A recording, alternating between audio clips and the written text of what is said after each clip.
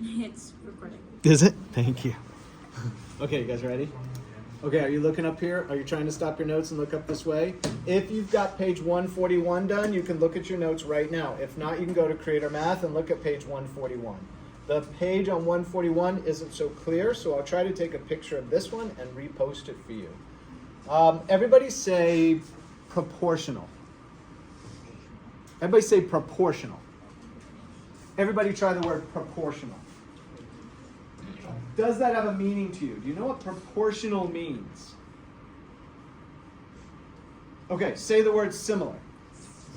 In geometry, similar means proportional. Proportional might be more usable to your brain. You might have heard it before. When you use the word similar in English language, it just means two things that are kind of alike.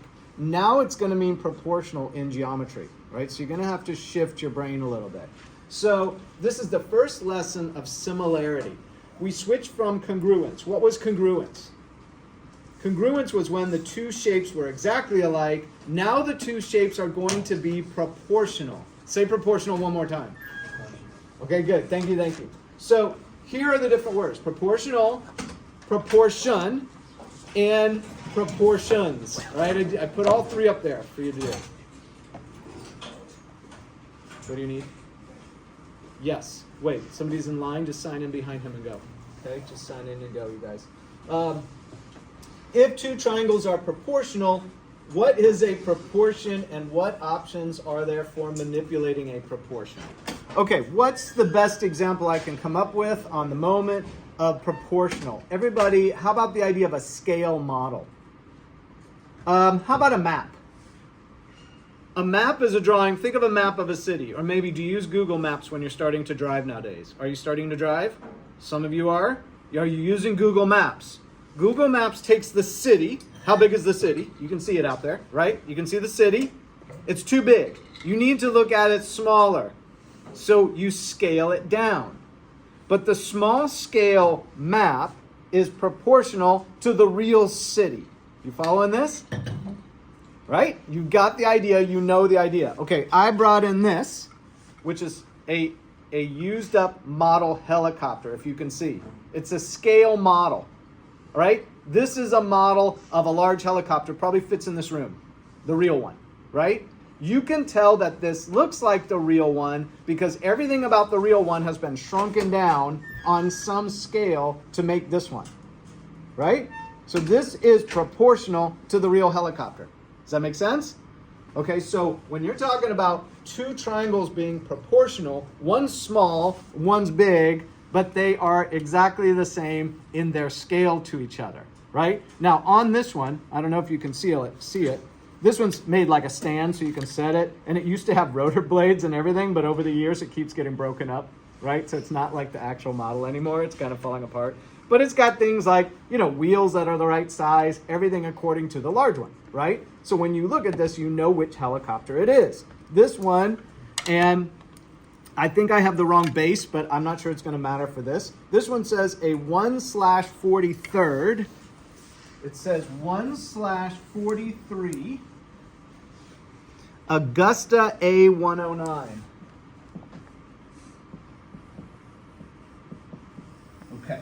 Augusta is the manufacturer of the helicopter, and an A109 is the model number. Now, if you look this one up on the internet, it's actually a different helicopter because this is a different base. But see the 1/43rd? That's the scale with which they shrunk every aspect, like the length of the helicopter. If you multiply this length by 43, it equals the length of the real one. Does that make sense?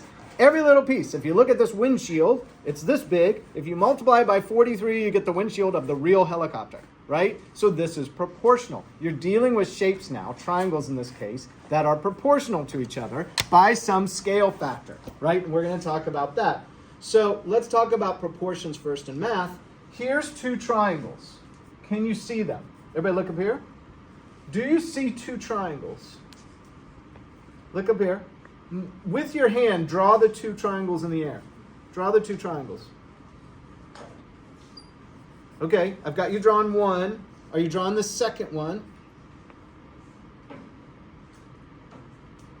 Yep, that's it there. I have to watch long enough for you to do both triangles, right? So what you're doing is this. You're going like this, right? A larger one, and then you're drawing the smaller one inside of it.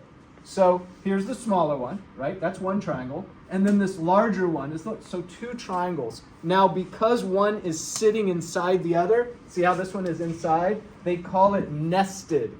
I guess like, I don't know, a baby bird in a nest, right? Is fitting inside of it or something to this effect, right? So this one is nested inside of the other one. You ever seen those Russian dolls where you open up the outer doll and inside is another doll and you open it up and there's another one inside? Those are nested dolls.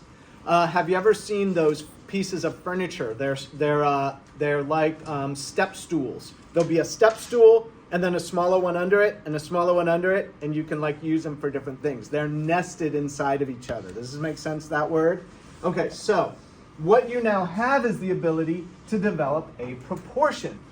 A proportion is one fraction made equal to another. Do you see the bar here? Equals the bar. What is this bar? This is the bar of a fraction. It's literally called a fraction bar. And in math, it means one thing divided by another. That's what the fraction bar says. It literally means divided by. All right, so what is a proportion in math? And this is your introductory lesson, so I'm going to talk to you a lot about this. As you go through the other lessons, you'll be able to experiment with it and practice with it, right? Part of your brain looks like right now you're like, what are we dealing with, right? One fraction placed equal to another fraction. This is the fraction bar without the numerator and the denominator, But do you see 1, 2, 3, 4 positions inside this proportion? So here's a proportion using the nested triangles. These in this case are right triangles, the designation's here. This is the height A of the large triangle, the height B of the smaller triangle. The length of the large triangle is C, and the length of the small triangle is D. You okay with those dimensions? So now you're going to start to compare. Yes, I think the answer is yes. Who's going with you? Emily? Okay, fine. Okay, sorry, Noah, you'll have to do it another day. All right, ready for the proportions. This must go in order or they don't work. Everybody looking up here? Do you see how this is A? It's the height of the big one, right? That goes here. Now we're putting B under it. So we did the height of the big one to the height of the small one. A to B. Are you tracking that? Okay, now, if we went height of the big one to height of the smaller one, now we're going to go length of the big one, C, to length of the smaller one. So we went large to small, large to small, large to small, large to small, and we set up a proportion. Say it one more time. Say proportion. This is literally a proportion right here. One fraction placed equal to another. Is this okay so far? And did you see how we filled it in?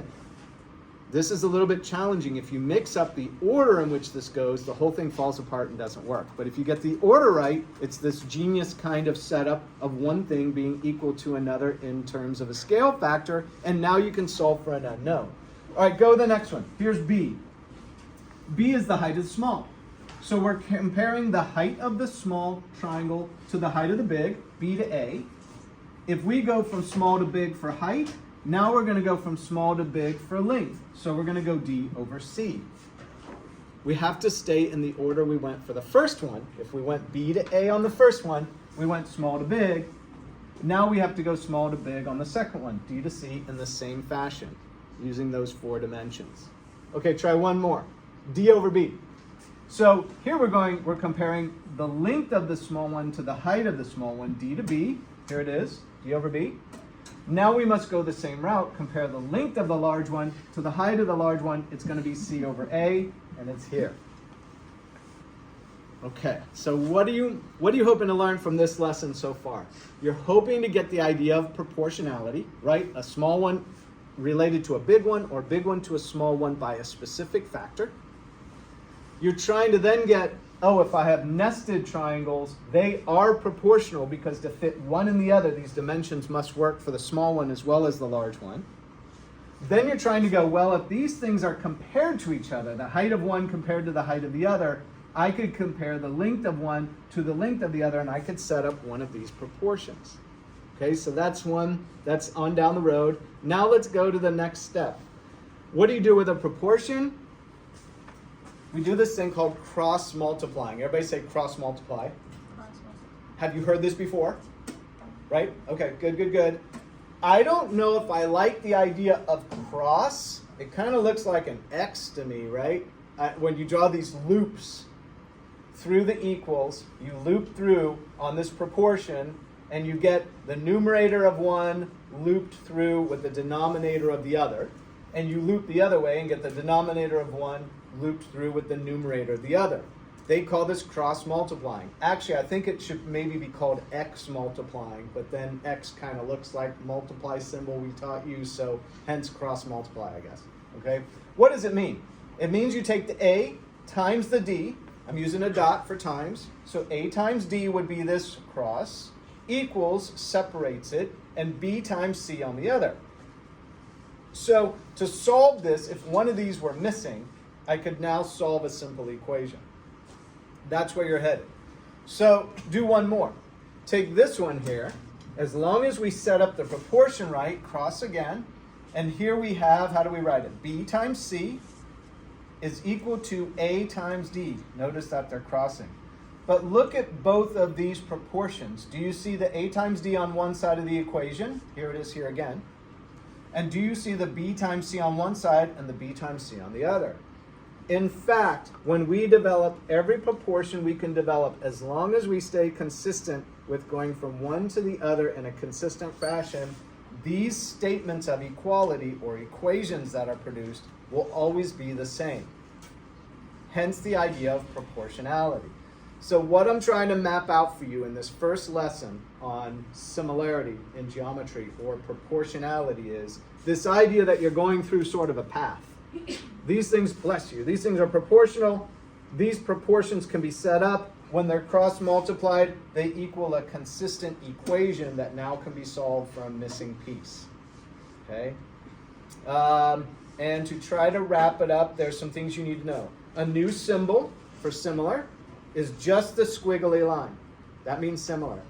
If it has the equals under it, that's congruence. So congruence is a lot of symbols, right? And equals with a squiggly over it means both shapes are exactly the same. A similar, only a squiggly, means that they're proportional to each other. And let me read from my notes just to make sure I covered some things. Let's see what else I've got in this one. I threw in a bunch of things like the parallel symbols in the notes, which you've had before actually, but again, because you'll use it in some of these. Cross multiplies in there. The three dots. Do you know that these three dots mean therefore? You should be using that. That's been brought up before, so it's brought up in this lesson again. The idea of scale factor, which we talked about, which we enlarge or shrink on a consistent basis. And then proportional, also called similar, smaller and larger by a scale factor. Proportion, one fraction made equal to another. Given two proportional triangles, a proportion can be set up. If these two triangles are proportional, which nested right triangles are, then we can set up a proportion. Okay, so that's your initial lesson. Okay, let's stop. Good morning, my dear. I'm Seymour. And I'm Patty.